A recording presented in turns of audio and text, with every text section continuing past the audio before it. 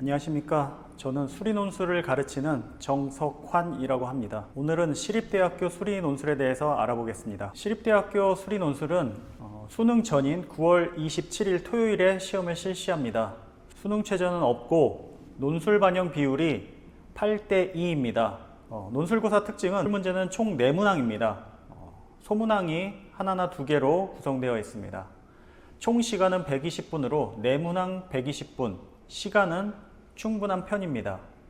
자, 시험 범위는 확통, 미적분, 기하, 그리고 고1과정, 수원, 수투 모든 과목이 출제 범위입니다. 14학년도 시립대학교 입학전형 통계 자료를 보면 논술 전형에서 합격한 학생들의 내신 평균은 대략 한 4점대 정도로 확인할 수가 있습니다. 앞에서 봤을 때 합격자 평균이 4등급으로 봤을 때 내가 만약 6등급이라면 14점의 차이가 있다고 볼 수 있지만 1000점 만점이기 때문에 100점으로 환산을 해보면 1.4점밖에 감점이 없습니다.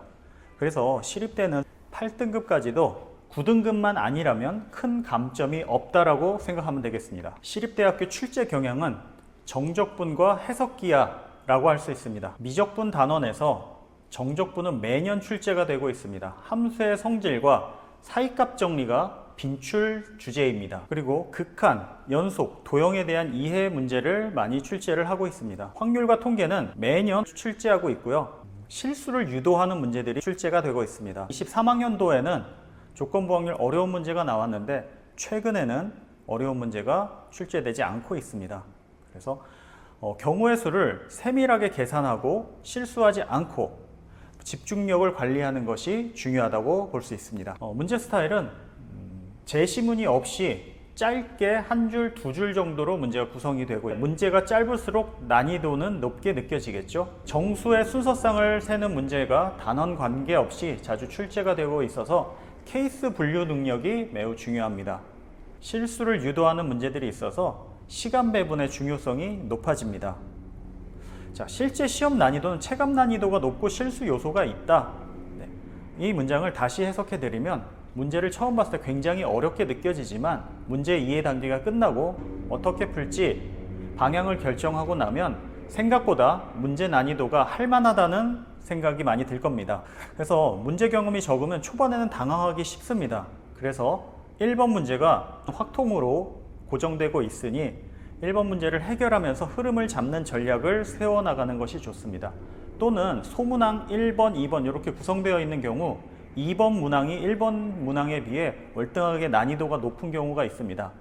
그래서 1번 문제를 해결하고 2번 문제에서 지지부진하게 시간을 많이 소모하지 마시고 막히면 바로 다음 문제로 넘어가는 것도 좋습니다. 모의 논술과 실제 논술 간에는 직접적인 연관성은 없습니다. 그래서 핵심 기출문제들을 학습하고 실전 감각 유지하는 용도로 사용하는 것이 좋습니다. 어느 정도 난이도의 시험이냐? 연세대, 한양대보다는 약간 쉽고 중앙대보다는 좀 어려운 정도의 느낌이 듭니다. 그래서 수학 실력만으로는 부족합니다. 논술 형식에 맞춘 실전 적응력이 매우 중요합니다. 자, 수능 성적과 지원자 성향, 학력 최저 기준이 없어 논술 난이도가 매우 높은 편입니다. 정시로도 지원 가능한 상위권 학생들, 중경외시 정도를 정시로 갈 수 있는 학생들은 시립대를 지원하지 않습니다. 주로 국숭세단 라인 정도, 그 이하의 수능 성적을 예상하는 학생들이 지원을 많이 하는 편입니다.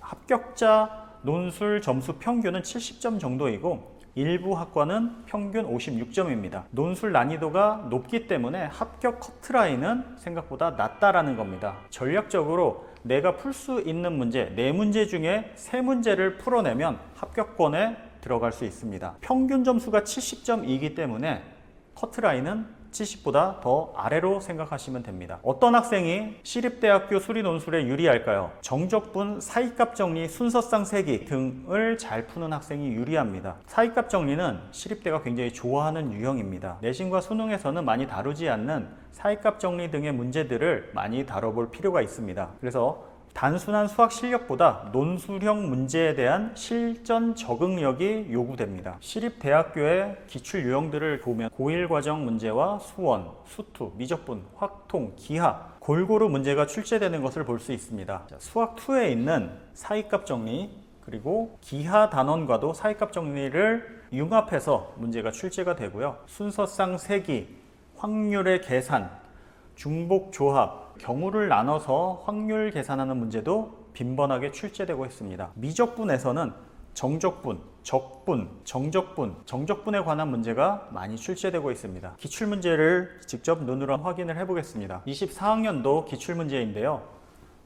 두 번째 줄을 보시면 내적을 구하는 기하 문제임을 알 수 있습니다. 기하 문제는 식을 도출하는 과정까지만 여러분들을 안내하고 그 뒤는 미적분으로 풀어내는 것을 알 수 있습니다. 그래서 마지막 이 근에 대한 존재성을 밝히는데 사이값 정리가 이용이 됩니다. 23학년도 확률 통계 문제를 보면 주머니에 공을 넣어서 6개 이상이 되면은 멈추는 게임을 합니다. 주머니에 넣는 공의 개수를 주사위를 던져서 나오는 개수만큼 공을 넣습니다. 다시 이번 문제 같은 경우 주사위 4번을 던져서 게임이 끝났을 때 주머니에 있는 공의 개수가 6일 확률, 조건부 확률 문제인데요.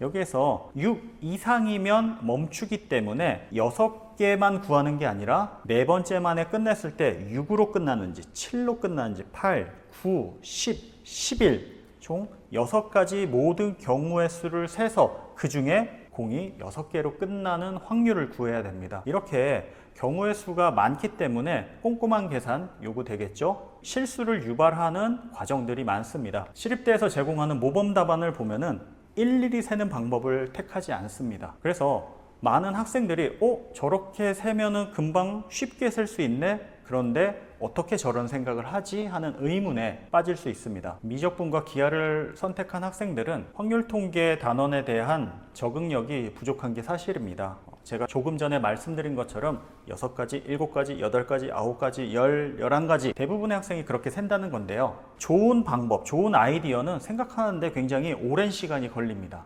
그렇게 좋은 아이디어를 떠올리는데 시간을 많이 허비하지 말고 제가 수업에서 가르칠 때는 학생의 그 방법에서 논리적으로 부족한 부분을 보완을 해주고 이런 경우의 수를 셀 때 어떤 설명을 꼭 추가를 해야 되는지 그리고 계산 실수가 났으면 왜 실수가 나왔는지들을 분석을 하고 약점을 보완하는 수업을 진행을 하고 있습니다. 시립대 수리 논술의 특징 그리고 기출문제들 자주 출제되는 빈출 요소까지 알아봤습니다. 시립대 수리 논술 준비를 잘 하셔서 좋은 결과 있으시길 바라겠습니다. 이것으로 시립대 수리 논술 설명을 마치겠습니다. 감사합니다.